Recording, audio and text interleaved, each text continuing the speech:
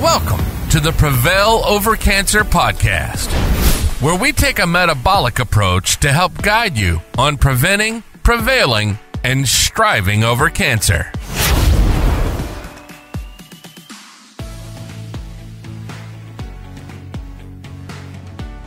We are live on the Prevail Over Cancer Podcast. My co-host, Keith Bishop. I'm Jeff Lopes. This week's topic is one that's kind of close to my situation I went through, and it's very heavily linked to colorectal cancer. It's your gut microbiome. And I would say the last 4 to 5 years, even before I got diagnosed, I was learning a lot more and reading up a lot more, hearing a lot more about probiotics, prebiotics, gut health. All these yogurt companies are coming with prebiotics in their yogurt. You're seeing so much more advertising about it, and people are starting to learn more and more about how most diseases and most issues our body have health-wise start in our gut.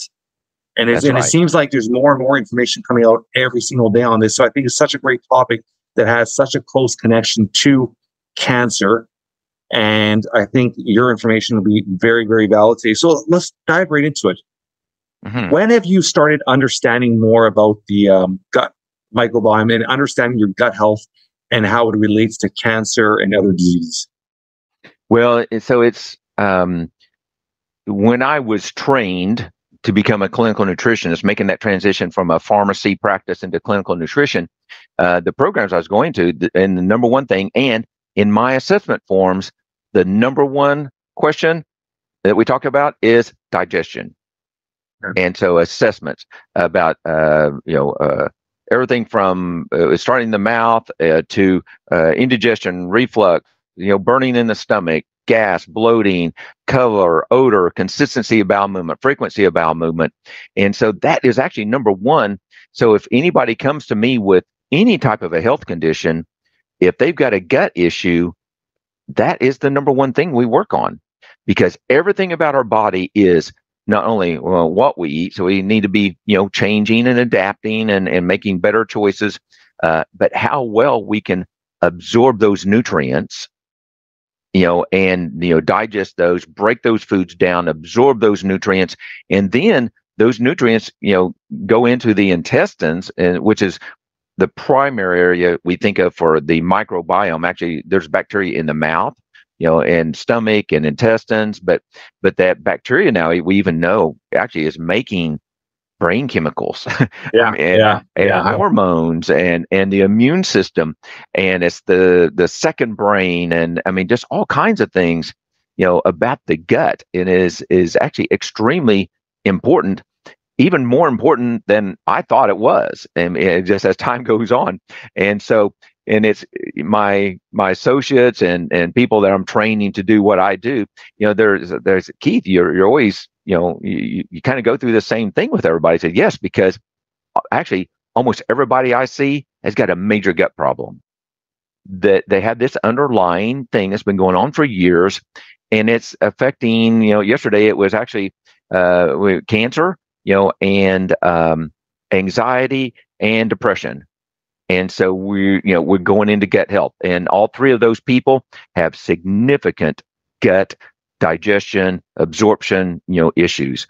And so, the gut is so important. And I just, it's the number one thing on my assessment forms, and we ask questions that go and ask it different ways. It's not like a trick or anything, but it's just like, it's so important that I have actually a couple of different pages of questions just talking about digestion.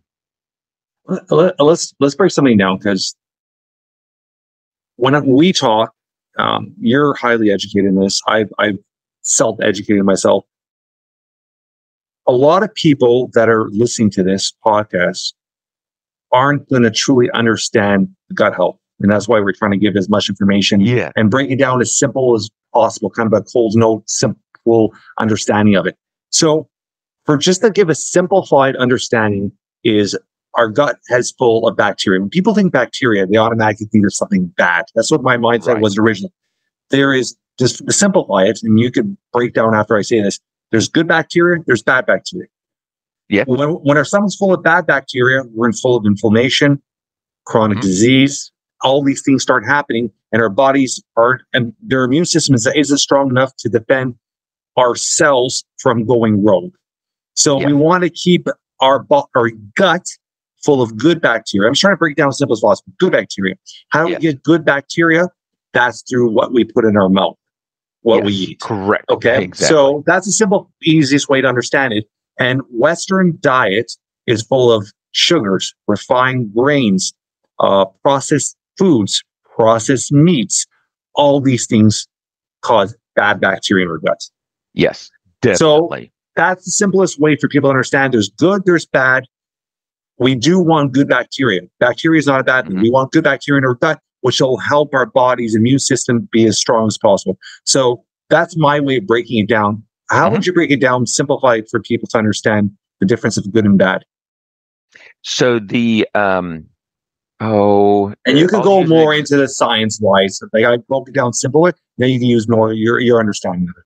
And definitely, I'll try to make it simple. But the bad bacteria is just think of, well, there's actually good and bad, even yeasts. There's good stuff. I mean, they use yeast to actually make some dairy products and ferment dairy products, but there can be bad yeast. And so we can think of bad yeast or fungus things like toenail fungus, and or candida in the mouth or a vaginal yeast infection. And that stuff though is actually in our gut. And so it's going to be irritating and damaging and itchy, inside the gut and create problems. And the body's then going to try to flush that out and get rid of that. And so, but that's kind of an example of bad bacteria or even parasites. The same thing. Yeah. Parasites are going to take nutrients away from us, and once again create more inflammation and irritation and rumbling and grumbling and either constipation or diarrhea. So all kinds of things can happen. And then the good bacteria, it not only does it so many things, it supports the immune system. It actually makes brain chemicals for anxiety and depression, for example. It helps calming brain chemicals. But it also grows and it crowds out the bad stuff because we're going to be exposed to bad things.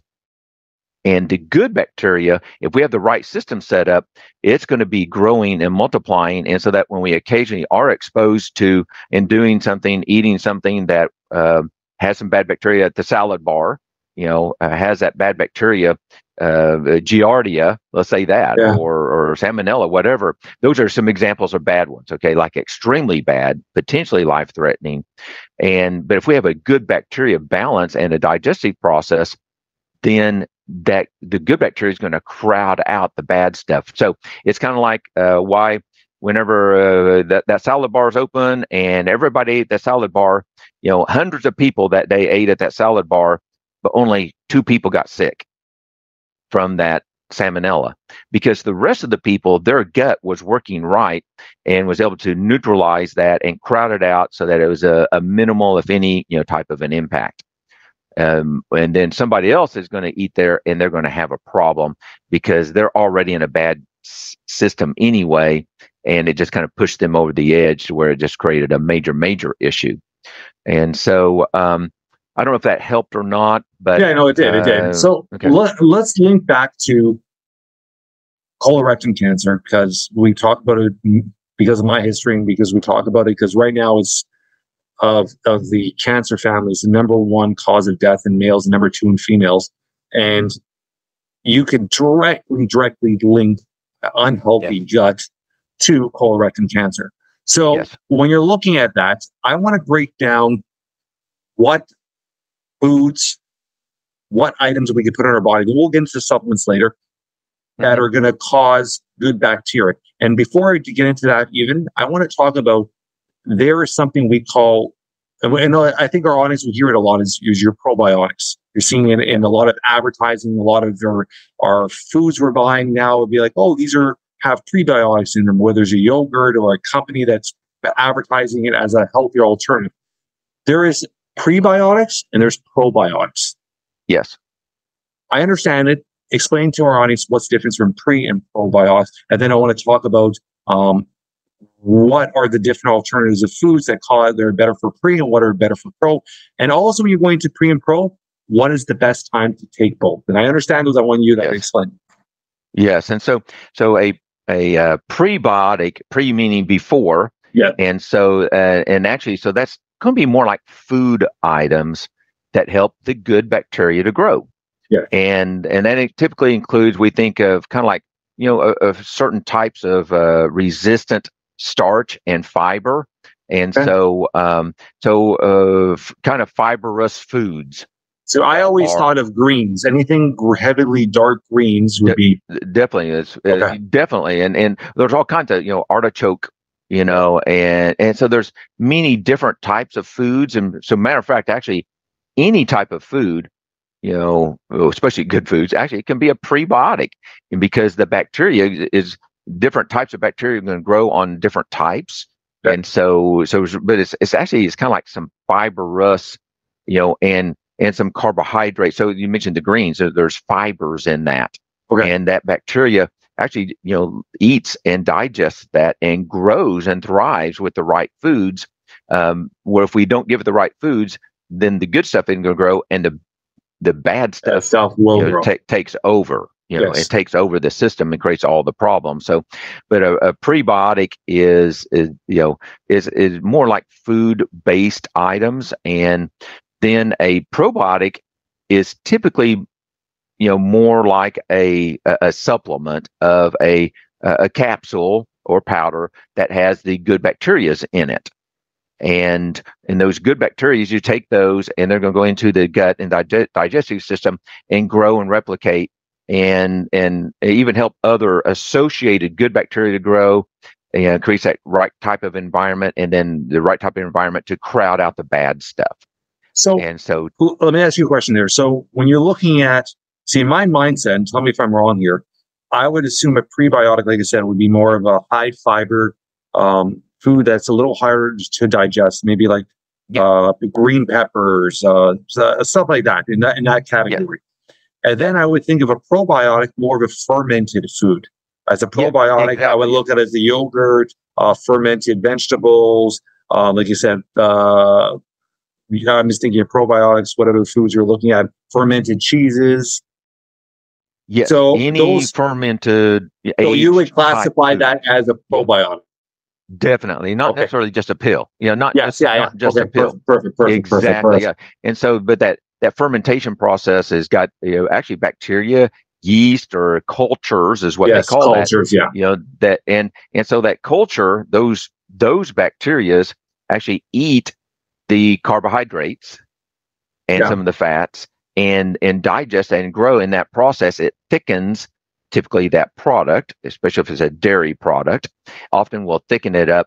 There's other things like fermented vegetables, kimchi and sauerkraut, and different kinds of bacteria. So actually a variety is very important. So just to go with one particular food for a probiotic effect is not going to be appropriate. You want different streams. It's the mixture of things. It's extreme, and there are statistics out there, but it's like, I don't know, there's, a trillion different bacteria cells in our gut, something like that, and more than 400, 600, 1,000 different species, different types of bacteria, in the gut. And so it's amazing. And some of those can be bad, and meaning, that definitely can increase the risk of cancers, specifically colon, colorectal cancer, and even create, neurodegenerative diseases. There's associated with that. Alzheimer's.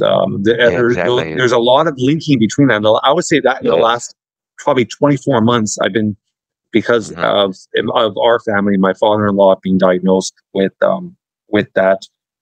I'm reading a lot more. You're seeing the link of your gut health to your mind and how it's being affected over the long term. So when I look at supplements, would you recommend, I take a probiotic. How I take it on an empty stomach first thing in the morning, and I take it before I go to bed. That is how I use it. How would you recommend? Would you recommend a prebiotic supplement? Would you recommend your prebiotics naturally out of your foods? Would you recommend your probiotics naturally out of your foods, more of a supplement? Give me your understanding of what you would recommend for most people in the different scenarios for their recommendations. So I recommend the prebiotic definitely come from foods. Perfect. And there are some supplements available on that, but you have to take enough of them, and I'm just not sure it's really worth it. There is another prebiotic that's called inulin that has been recommended a lot. And actually, I just saw a little snippet that there's a potential concern about it. Interesting. And so once again, we can actually have too much of anything. And so high dose of inulin might be a concern. So I don't want people going out and buying that capsule or that powder. As a matter of fact, even in my practice, I haven't had it here in years because I just didn't really see it work that good. So prebiotics, it's definitely foods. It goes back to the fibrous type things, fruits and vegetables and nuts and seeds and and legumes are very important. Helping that good bacteria grow, and so that's very important. So foods would be my choice, on that. And then I think the other question was about the probiotic. So the probiotic, if you do decide to do it as a supplement, so you get prebiotic, we're going to get naturally out of your foods. Probiotic, there is alternatives as a supplement if you're not, if you're trying to get that extra strands and you're looking at billions of strands into your body, a probiotic. I take it first thing in the morning, empty stomach. I wait. I because I fast. My first black coffee, I don't even have black coffee with it. I eliminate that because there are concerns that the black coffee will affect the benefit of the probiotic. So what I do is I first thing in the morning, I'll take my probiotic, and then I'll wait about 45 minutes before I have my first cup of black coffee. So, and then I take it right before I go to bed as well. So it's you're getting that good bacteria in your gut as you're sleeping and your body's working. So what are your recommendations? That's what I do. What are your recommendations if it is a supplement? And if you're not taking a supplement, you're naturally trying to get it out of your food, how many times a day? What is the amount you need of these fermented foods, probiotics, yogurts and stuff to get the benefits out of it? So let's say the foods, and so I'm always looking for fermented foods, and I love them. But the issue is going to be some of those fermented foods. Pickles, for example, have a lot of salt, and even sometimes the chemicals that are used. Once again, you've got to read those labels. I definitely like fermented foods, and I definitely try to eat some of those, as sources with the meals and things like that. And so they're geared, and they definitely can help out. Those foods contain a lot of fiber, usually too. Help all that to work. The supplements, it really when to take those actually depends on the individual. Let's say a capsule, and so some capsules are some capsules have to be refrigerated. And although companies are learning that may not be fully necessary, and so don't panic if a brand is not refrigerated. And what they typically do is that they overpack them and fill them up too much, and so they actually test them often now and make sure that in that expiration date that they still have that amount that's in it. So in other words, it may say 30 billion per capsule, but when they manufacture it, it's going to have 40 billion in it. They overpack it. And because it's going to die out as time goes on, refrigeration can slow down that, because this is live bacteria. Refrigeration can slow down that dying off process.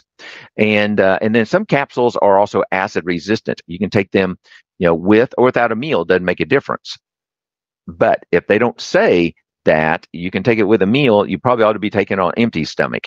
Yes. So but it has to say specifically acid resistant, or that you can take that probiotic with a meal. And then time of day doesn't make a difference, whatever's convenient. Caffeine and primarily I think the caffeine might have a little bit of an antiseptic effect. And so I know coffee grounds, I do add those to my plants. And part of my mulching process or composting process, and actually it may even have a tendency to kill out some bacteria that's actually growing in that compost pile. So you have to be careful about the quantity. And actually I do take a probiotic, and I take mine at night. Right. And because I'm going to have my coffee in the daytime. Yeah. One thing I do with my capsules as well is I'm trying to absorb my probiotic as much as possible. And I take it on empty stomach. Mine's, it's not recommended for food. Yeah, to it. So I take mine in the morning and I take it on empty stomach at night. I actually just grab the capsule, I pop it open and put the powder on my tongue and jug it down with some water. So I do that, try to eliminate I'm trying to get it to my body as quick as possible. And even that little simple capsule is slowing the digestive process. That's my mindset. Whether it's right or wrong, I like just opening up and putting it on my tongue.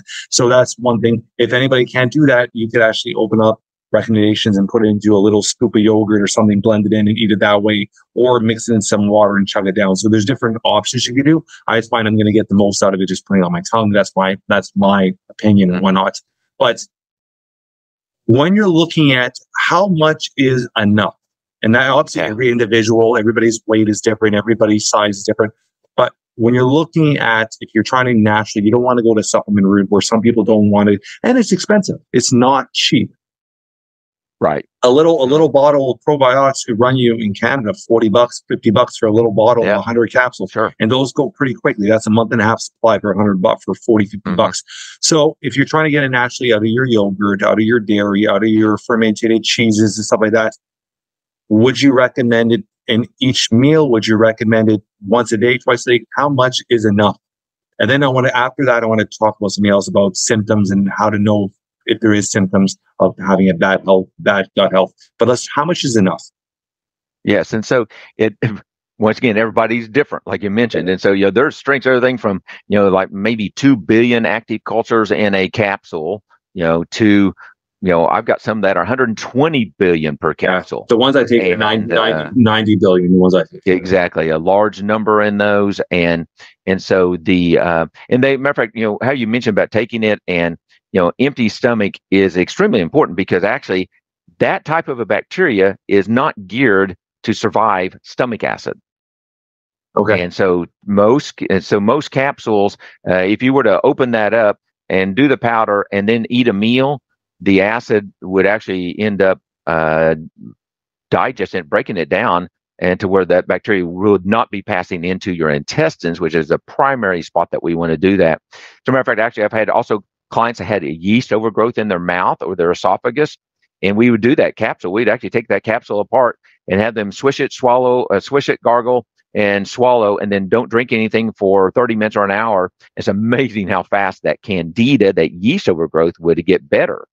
But also that's a sign that something else is going on. We're going to talk about symptoms too, about that. So also it's kind of like proof is important. So you make a change, you have to pay attention to digestion and how the gut is reacting about digesting, bowel movements and color, odor, consistency, and cramping, and all those kind of things. So, it really depends. I can't say that every person has to take a probiotic, but if a person has colorectal cancer, I would really push them into that because there's an environment inside the intestines that was not ideal. We don't know the full story yet, but there was something that was wrong. We got to make a change and have a different system. So because there are certain bacterias that are bad that do increase the risk of colorectal cancer, and so we got to put the good stuff in to crowd out the bad stuff. Oh, yeah. So I definitely I like them, but I don't say that everybody has to take a probiotic. But we're going to get it from somewhere. And so good or bad. So actually, we even get it from other people. We have a tendency to get the bacteria from touching things, from eating things, from kissing. That bacteria, we're going to get the same type of bacteria. We're going to get the bacteria from somebody. So if somebody else has got a bad bacteria balance that we're around, that increases the odds of us having problems too. So it's going to be in our system. It's going to be in our food. So we want to try to make those better choices when possible on that. With the fermented foods, is there any you would recommend the most? I know you went through quite a few there, but I was never a cheese fan. I've now learned to really enjoy fresh fermented cheese. Just like the European fresh fermented cheese that has like a 5-6 day shelf life. I really have started enjoying that. It comes like watery. and I'll just eat it by the spoonful. Yogurts, I try to stick to 100% plain organic yogurt. So those are two. And I'm taking these on top of my probiotics. That's why I want people to understand that you need to do both factors. Yes. Don't just take a supplement and eat hot dogs and think that you're going to have good bacteria in your gut, because you're kind of the positive negative. You're not creating that positive balance in your body. You're kind of the negatives are going to defect or default all the positives. So you need to try to get it through your food as well. Fermented foods, artichokes, those are something we do, but also I look at other fermented foods, whatever we could get jar wise or not, as long as I'm reading the ingredients are healthy, or if they're just in an olive oil, you want to make sure the ingredients are as simplified as possible. The least ingredients in a fermented food, the better it is. Correct. Yeah. But let's say I'm going to pick on yogurt a little bit. Okay. And so yogurt, it's a manufactured food and kefir. Okay. Typically. And now there can be good versions.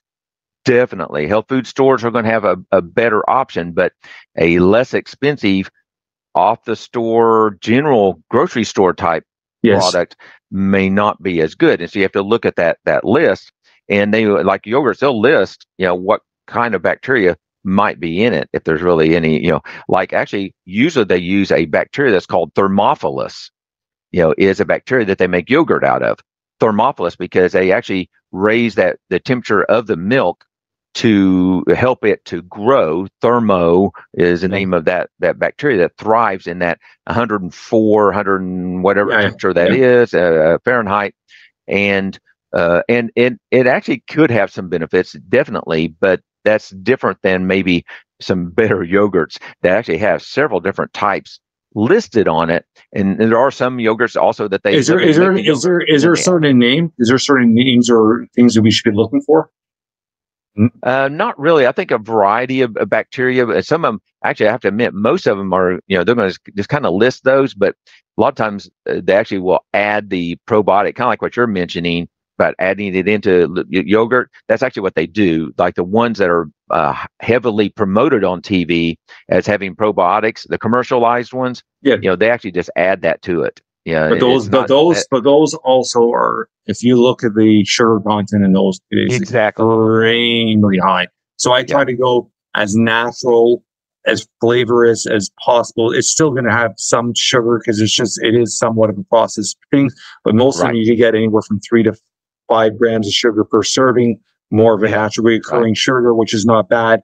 And they don't taste the greatest, but I get used to it. I can eat it by a spoonful, but it's very, very minimal ingredients, and there is good bacteria in them. So you're looking at that as well. Is there anything, and now we talked about the prebiotic.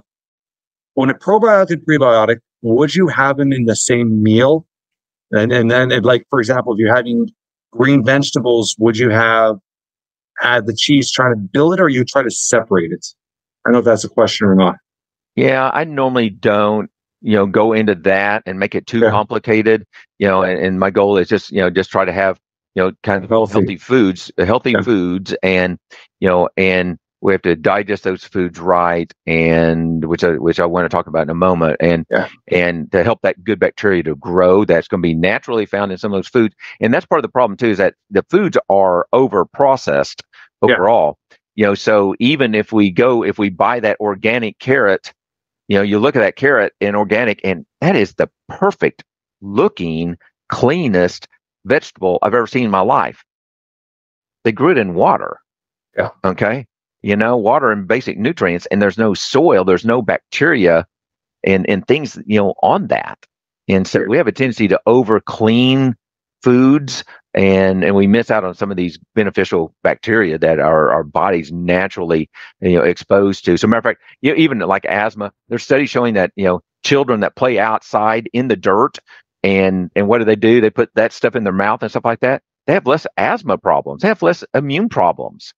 We talked about that. I think we've actually had this in our conversation. This is pure off topic. My kids, from a couple months old, they were putting dirt in their mouth. They're playing outside. We're putting peanut butter as soon as they could eat in their mouths. I literally eliminated every opportunity possible for them to have allergies. and immune issues. Yeah. And that was just growing up. I mean, that was us. Right. Like, you're outside. You were not inside. You Oh, were yeah, touching. exactly. Yeah, you were drinking out of the hose. You were touching dirt all day. People or kids are nowadays are not doing that. So I think it's very important to, Right. like you said, expose yourself to these things, especially from a young age as a parent. And it is going to build their immune system. It's going to build their bodies from building these allergies against these things when their body's more accustomed to it from a very young age.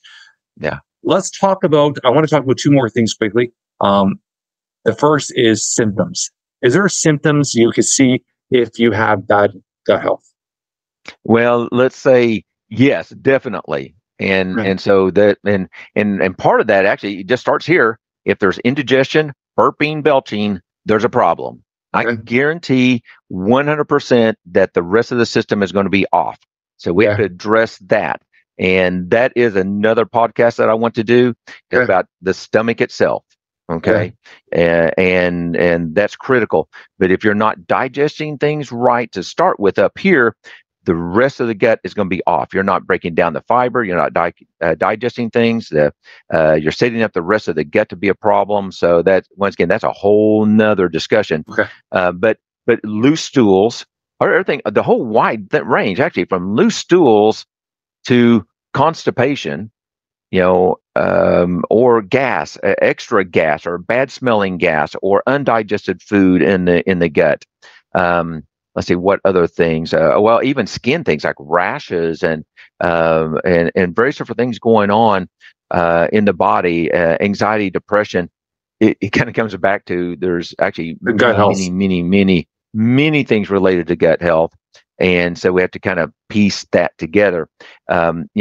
When we look at other animals, now our body is made different than other animals and mammals, more specifically. But most other mammals, they eat and they poop. They eat and they poop. Eat and they poop. And they poop, 2 or 3 times a day at least. Some of them more than that, mammals, okay? Yeah. And so the way our body is made that we can, kind of slow that process down and retain things. And so, but if you're not having at least one good bowel movement a day, and if it's not a good size, if there's, once again, if there's undigested food, significant undigested food in there, passing through too quick, so it's a wide range of things, that can be symptoms, for that. So in a perfect world, Keith, wouldn't our bodies naturally, and I'll talk about myself, and I'm a different scenario because when I had my surgery, I got 65% of my rectum removed, so my storage capacity is very limited. Right. So, but wouldn't you, if you had the ultimate healthy individual, great gut health, ate right, worked out, took care of himself like a completely healthy individual, wouldn't they be still going to pass stool movements 3 or 4 times a day? Wouldn't that be ideal? Yes, I think so. At least twice a day. If you eat 2 meals, really probably, 2 bowel movements a day. If you eat 3 meals, and so that is more normal, definitely. And that's why I just want people to understand that if you're not going to the bathroom, it is a bad thing. And if you're going too much, that's a bad thing too. And we have the same problem. I have people going, more than 10 times a day, and I have people going, it's unbelievable, once a month. I don't know how they do that. And with colorectal cancer, you have to be aware. This is another thing is off topic, but it does relate to your gut health. You want to be aware of your bowel movements. Changing your bowel movements, whether it's the size, shape of your stool, whether you're constipated, whether constipation could be also a blockage, a tumor, something blocking the pathway. Right. Also, you want to be aware is if you have loose stool, if you have constant diarrhea for more than 2 or 3 days, that could be your body saying, hey, something's wrong with me here. So these are all things you have to be aware. And if you are seeing irregular bowel movements, irregular gas, irregular heartburn, irregular burping, these are all things that don't self-diagnose yourself. Go to physician, check it out first. It could be simply just changing your diet and adding the proper bacteria, which, knock on wood, would be the perfect scenario, because you can make the changes to alter the path but you could be facing something already. And if you don't get a hold of it early enough, you're dealing with issues. So don't self-diagnose, but these are all symptoms of something's wrong in you. And most of the time, it just is bad bacteria in your gut. Your body is just off balance. Right. Yeah, this is awesome. Is there anything else you want to leave with this? Sorry, Joel. Well, I do have a blog post about probiotics. Perfect. And matter of fact, on that blog post, I haven't got it, but I just thought of this. I'm going to put on an assessment form on there. And so when they can actually download that assessment form, and it actually breaks down symptoms about digestion. So, and actually starting up here about indigestion and heartburn, and each section is going to list kind of like what may be an issue. It's not perfect, but like indigestion and burping, belching, to diarrhea and gas. And so I'll have that on there. And each section is going to be listed as to what the problems can including there can be pancreas, or there can be gallbladder issues too, going on. And so you need help. You just shouldn't try to self-diagnose. The purpose of this is to say, I do have some of these issues. I need to talk to somebody and show my healthcare practitioner these symptoms. Yes, exactly. And another one that you didn't mention is mouth. When you talk about things, gum infections, mouth health. If you're having issues with your gums, your mouth, that bacteria is also from your gut. That all starts down and down here. So that's another symptom as well, is gut health as well. So that's something to be alert of. That's right. And don't think of just, I got to go to the dentist. That could be interior, your gut, something's wrong there, and that's causing it as well. Right? Definitely. And so frequent actually cleaning of the mouth. And if the dental hygienist dentist, if they got any concerns about that bacteria here, that creates inflammation. Same thing in the rest of the gut. If there's wrong bacteria, it's going to create inflammation. Inflammation is a driver of cancer. Yes. So 100%. No matter what that source is, and it definitely can be bacteria and colitis. That itis word after it, periodontitis, that itis at the end of the word is inflammation. Those are the chemicals that can stimulate cancer cells. Yeah, 100%. This has been a ton of information, and I think it will lead to another podcast, as you're saying, to speak to then digestive tract and everything up here. Up here, exactly, upper GI. Mm-hmm. Yeah, well, again, this is awesome. Like always, tons of information, and we're doing a lot of good things with these podcasts. So I appreciate you, Keith. And once again, thank you for everything, buddy. Well, hey, Jeff, thank you.